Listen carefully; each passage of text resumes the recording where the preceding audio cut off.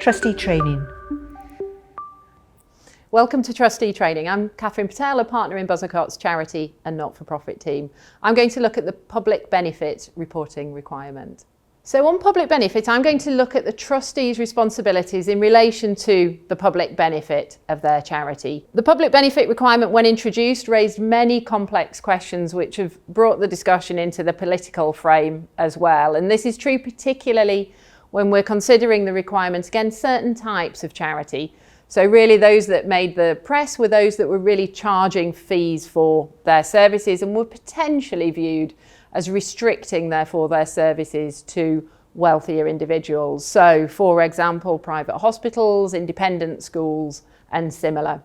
So public benefit actually isn't defined in the Charities Act, and there is no statutory definition of public benefit. So as a result, the Charity Commission bases its decisions on established case law and has accepted that the concept actually of public benefit may change over time to reflect the social, the economic conditions prevailing at any point in time. So the guidance makes it clear that public opinion can't be brought into the decision about whether something is or is not charitable or for the public benefit. And it's really not a question of whether a purpose is capable of being for the public benefit, but actually whether there is sufficient evidence to conclude that it will result in public benefit. So it's quite a complex matter. The Charity Commission issued 3 high-level short guides to this, really to try to guide charities, and particularly those who are operating in areas where public benefit might not be quite so clear, and really to make sure that trustees are reporting in the right way,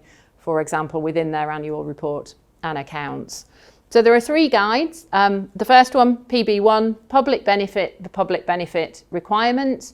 The second, public benefit running a charity. And the third, public benefit reporting. So all of those available on the Charity Commission website. So I'll really take each of these in turn and just look in a little bit more detail here. So the first, looking at the public benefit requirement. So a charity has to demonstrate that it's been established for a purely charitable purpose, which is for the public benefit. And each of a charity's purposes must be for the public benefit. So a charity that has more than one purpose has to establish that each of those purposes are for the public benefit. So what does that actually mean in meeting the requirement for public benefit in the Charity Commission's eyes? So the organisation's purposes must be beneficial. So this means that they're capable of being proved by evidence and are not just based on personal views. So just to give you an example, so a charity, an organisation that's been set up to preserve a building has to provide evidence to support that that building is of sufficient architectural and historic merit for preserving the building under a heritage purpose. So really, why is that charity set up? What is the evidence base to support the fact that that building and the charity around it should be preserved and the charitable heritage purpose that it has been set up for?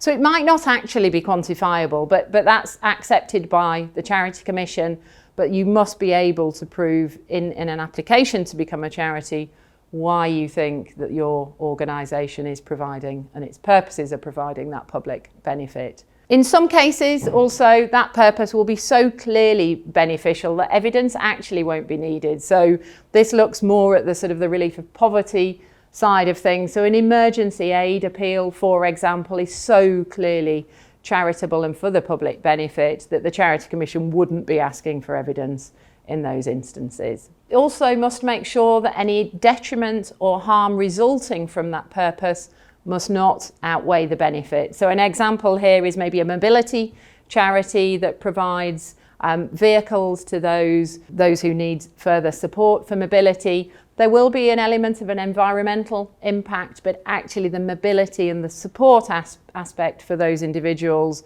outweighs that detrimental impact. Obviously the charity should be doing what it can in terms of looking at environmental side of things, but in terms of whether this is for the public benefit, the mobility aspect outweighs the environmental side.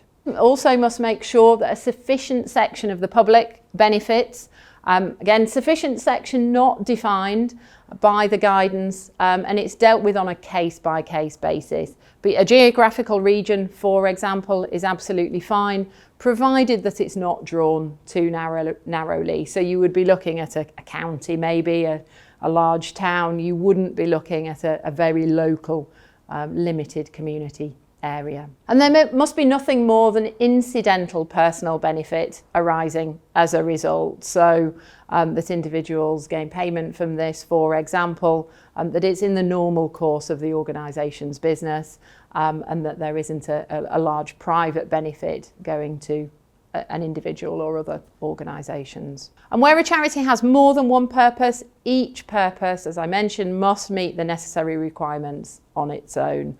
So be very clear in terms of your own charity, what are its charitable purposes and how does each provide that public benefit. The second guide in terms of running a charity, so really makes clear that this public benefit assessment made by the trustees needs to be ongoing. So things will change within the charity, the way in which you operate. Just make sure, and we'll come on to reporting, but this will come into your annual accounts as well. You're making a statement year on year that you're assessing the public benefit and are adhering to that guidance. This is the guide that looks at fee charging. So as I mentioned, the independent schools, private hospitals potentially, proving that they are for the public benefit. So fee charging is permissible. The Charity Commission fully accepts that a charity can charge fees, but in doing so, the trustees must not exclude those who are less wealthy from benefiting. So you must be looking at population of beneficiaries. How can you expand that to ensure that you're not excluding individuals who can't afford the services of the charity? And education charities, independent schools do that in many different ways across the community, across potentially other non-fee paying schools as well, looking at the services that they are providing and how others are accessing those. And this has to be more than a mere token as well. It has to be a good enough proportion of what you're doing. You can't just sort of nod your head to it once a year and think, oh, well, we've ticked the box there. This has to be embedded within the organisation as well. And it's the trustees who must decide how to carry out the charity's activities. So how are you structuring those activities, particularly where you're a fee-paying charity, a fee-receiving charity? How are you structuring the activities to make sure you're meeting the public benefit requirement? And there is no right or wrong answer. As I've already mentioned, the Charity Commission looks at this very much on a case-by-case basis.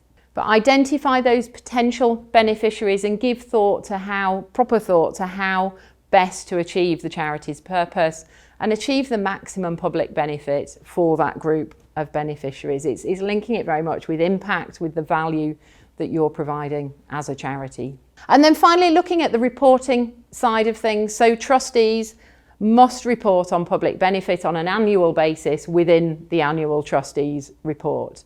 So it doesn't have to be a full separate section of the report, although some charities do choose to do that. You're really required to explain the purposes of the charity. So what is it there to achieve? Why is that for the public benefit? And what have you done during the year to achieve those purposes? So this is where in the trustees report you're telling the charity's story using the narrative, quotes, photographs, charts, really explaining the impact, the outcomes that you've achieved in the year. And that's very much in the theme of the public benefit. How are you really impacting your beneficiaries, and why is this for the public benefit? So you're not specifically all the time talking about this is for the public benefit, but you're demonstrating how the activities and performance have added that value and benefit. And you must within there also just note that the trustees have adhered to the guidance, the public benefit guidance issued by the Charity Commission. So do make sure that you've read the 3 guides and that you can say within your trustees report as a body that this has been adhered to and that you've had reference to the guidance on this matter.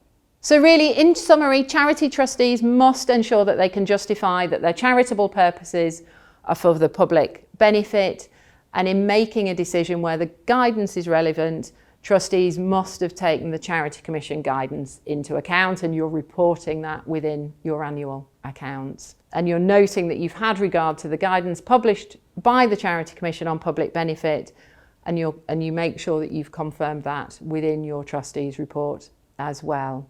And really in your own Trustees report, making sure that you're reporting on the charity's public benefit within there. And that concludes the session on public benefit. Thank you for listening.